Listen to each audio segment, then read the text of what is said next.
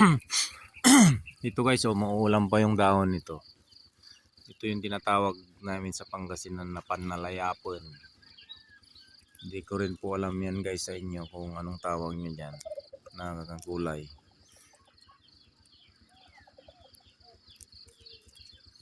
Yan, pwede rin iluto ng kanyan, dinengdeng.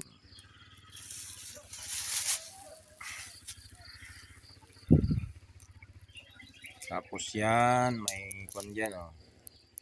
May ampalayang ligaw. Yan, kapag lumaki yan guys, pwede rin yan bunga ng sampalok yan guys, oh, sampalok. Yun, nandun, oh, papaya. May bunga na, oh. Yun. Kaya kapag sa probinsya kayo guys titira,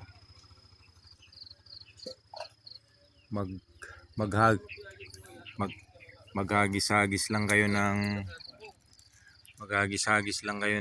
mga buto-buto ng mga gulay. Mamaya magtutubo na yan. Meron na kayong ulam pag namunga. Daming bulaklak, o daming bunga.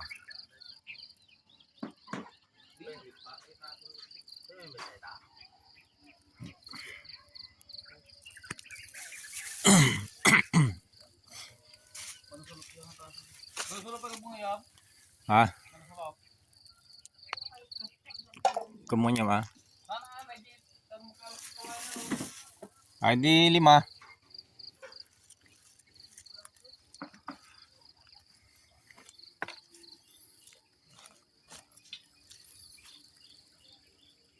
Yan, hinarbis na yung kapatid ko kanina yung daming bulaklak, oh.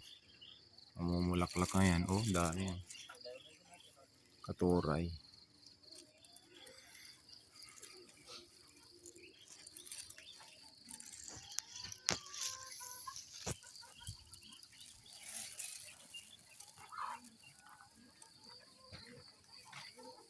Yan, oh, namumunga na rin yung kalamansi ng aking kapatid, oh. Daming bunga. Yun, may tangki, oh.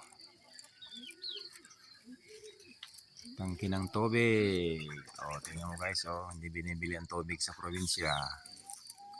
Ang binibili mo lang dyan yung kuryente na nagpapakyat dyan.